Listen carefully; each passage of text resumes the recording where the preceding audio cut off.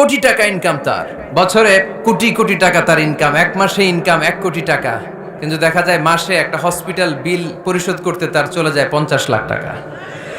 আছে না নাই? ওয়াইফের ক্যান্সার, যার নেই কোনো অ্যান্সার, ছেলে ইয়াবা খায়, ওরে দেয়া লাগে 20 লাখ, বাড়ি ভাড়া, খাওয়া দাওয়া ইত্যাদি খরচ শেষে দেখা যায় মাস শেষে আরো 20 লাখ ঋণের মধ্যে পড়ে আছে না নাই? কিন্তু মাসে ইনকাম ছিল কত? 1 কোটি, কিন্তু মাস শেষে দেখা যায় 20 লক্ষ টাকা ঋণের বোঝায় চাপা পড়ে আছে। আর রিক্সাওয়ালা, ওর বেতন নাই, যা পারে ইনকাম করে প্রতিদিন, মাসে অন অ্যান অ্যাভারেজ তার ইনকাম 5,000। কয় হাজার? 1,000 চলে যায় ওর যে ছুপড়ির বেড়া, ওই বাড়ির ভাড়া দিতে, 1,000 চলে যায় ওর খাওয়া, 1,000 চলে যায় চিকিৎসা, 1,000 চলে যায় ছেলেমেয়েদের পড়াশোনা, আনুষঙ্গিক আরো 500, মাস শেষে আরো থেকে যায় 500। সুবহানাল্লাহ কইতে পারলেন না? 1 কোটি টাকা ইনকাম করেও 20 লক্ষ টাকা ঋণের বোঝায় চাপা পড়ে আছে। আর 5,000 টাকা ইনকাম, মাস শেষে কত থাকে? 500। কারণ ওর পুরো ইনকামটাই হালাল। ওর পুরো ইনকামটা কি? আর হালালে বরকত ঢুকায় দিছে কে? হারামে কোনো বরকত আছে? আওয়াজ করে বলেন তো, গরু খাওয়া হালাল না হারাম? কুকুর খাওয়া? কুরবানিতে কি জবাই হয়? সুন্নতে খাতনার অনুষ্ঠানে, বিয়ের অনুষ্ঠানে, প্রতিদিন কসাইয়ের দোকানে, কোথাও কুকুর জবাই হয়? আচ্ছা, গরু বা গাভী বছরে বাচ্চা দেয় কয়টা? একটা। আর কুকুর দেয় কয়টা? 7টা, 10টা, 11টা।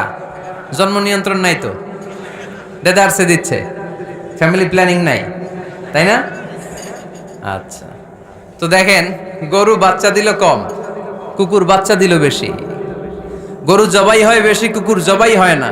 গরু আমরা খাই বেশি, কুকুর খাই না। তারপরেও কসবায় গরু বেশি না কুকুর বেশি? আওয়াজ করে বলতে হবে, গরু না কুকুর? কারণ গরু খাওয়া হালাল, আর হালালে বরকত ঢুকায় দিছে কে? এজন্য দ্য ডিসিশন ইজ ইয়োরস, সিদ্ধান্ত আপনার। কই যাবেন, ডানে না বায়ে? হালালের সাথে না হারামের সাথে? হালালটা হচ্ছে পরিবেশ বান্ধব। হালালটা কি? ইকো ফ্রেন্ডলি, এটা পরিবেশ বান্ধব, এটা স্বাস্থ্যকর, এটা রুচিসম্মত, এটার মধ্যে কোনো ঝামেলা নাই, এটাতে কোনো ভেজাল নাই। হালালে থাকলেই লাভ, যদিও অল্প। সুবহানাল্লাহ পড়েন। এজন্য রাব্বুল আলামিন বলেন, ইয়া আইয়ুহান নাসু কুলু মিম্মা ফিল আরদি হালালান তাইয়্যিবা ওয়ালা তাত্তাবিউ খুতুওয়াতিশ শাইতান ইন্নাহু লাকুম আদুউম মুবিন। ওহে মানুষেরা, শোনো শোনো, এই জমিনের ভেতরে যেটাকে আমি হালাল করেছি, যেটাকে আমি পবিত্র করেছি, ওইটা খাও, ওইটা গ্রহণ করো। হারাম খেও না, হারাম অর্জন করো না, হারামের কাছেও যেও না। শয়তানের পদাঙ্ক অনুসরণ করো না। জেনে রেখো, শয়তান হলো তোমাদের প্রকাশ্য দুশমন। ঠিক কিনা? আদুউম মুবিন। শয়তান আমাদের প্রকাশ্য দুশমন। সে হারামকে আমাদের কাছে চাকচিক্যময় করে তুলে। সে বুঝাতে চায় হারামের মধ্যে আরাম।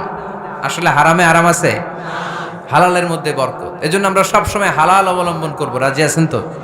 কিন্তু আমরা যদি আমাদেরকে প্রশ্ন করি, আমাদের ব্যবসায়, আমাদের চাকরিতে, আমাদের লাইফ লিডিং সিস্টেমে আমরা কি শুধু হালাল খাই? কি খাই? হালালও খাই, সুযোগ পাইলে একটু যদি পাই অমনি ধরে ঘাপুস ঘুপুস। সুযোগ পাইলেই কি ঘাপুস ঘুপুস? ঘাপুস ঘুপুস করা যাবে না। অনেকে আবার আছে দেখবেন, খাওয়ার ক্ষেত্রে হালাল খোঁজে। খাওয়ার ক্ষেত্রে আমি অনেক লোক দেখেছি। থাইল্যান্ডে আমি গেলাম, দেখি যে তার ব্যাপারে জানি যে সরকারি চাকরি করে, লক্ষ লক্ষ টাকা 2 হাতে কামায়, এমনি গাছেরটাও খায়, তলারটাও কুড়ায়। আছে না নাই? তো ইচ্ছে মতো ডানে বায়ে ইনকাম করে, হালাল হারাম দুইটাই খায়। কিন্তু থাইল্যান্ডে যে হালাল খাবার খুঁজতেছে, কি খুঁজতেছে? ওখানে যে জিজ্ঞেস করে যে এই দোকানে কি পর্ক আছে? পর্ক থাকলে খাবো না। পর্ক মানে হচ্ছে শুকরের চর্বি। শুকরের গোশত বা চর্বি মিশানো কোনো খাবার উনি খাবে না, কারণ এটা হারাম। আর ঘুষ যে খায়, এটা খুব হালাল। এরকম ডাকাইত আছে না নাই? তাহলে আমাদের মুসলমানদের সবচেয়ে বড় সমস্যা হচ্ছে, আমরা খাওয়ার ক্ষেত্রে হালাল খুঁজি, কিন্তু ইনকামের ক্ষেত্রে ওই জিনিসটা খুঁজি না। এরকম আছে না নাই? না।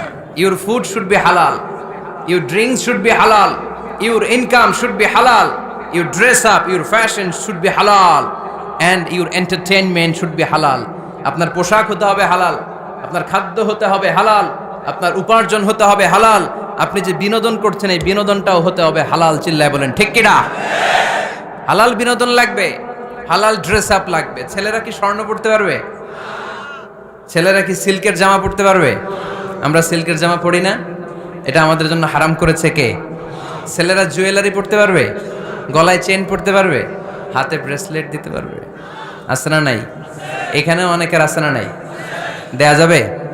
অনেক ছেলে দেখবেন আবার কানের মধ্যে ছিদ্র করে, কসবায়, মাশাআল্লাহ এগুলা নাই।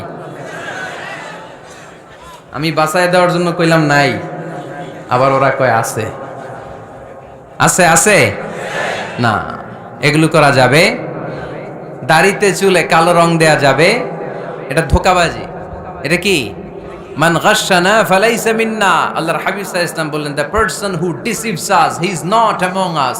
যে আমাদেরকে ধোঁকা দেয় সে কখনো আমার উম্মত হতে পারে না।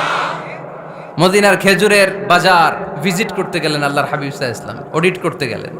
যে খেজুরের স্তূপের ভেতরে আল্লাহর হাবিব সাল্লাল্লাহু আলাইহি ওয়াসাল্লাম হাত ঢুকায় দিলেন, ঢুকায় দিয়ে দেখলেন ভিতরে পানি, উপরে শুকনা খেজুর, ভিতরে ভিজা খেজুর। আল্লাহর হাবিব সাল্লাল্লাহু আলাইহি ওয়াসাল্লাম বললেন, ঘটনা কি? ভিজা কেন?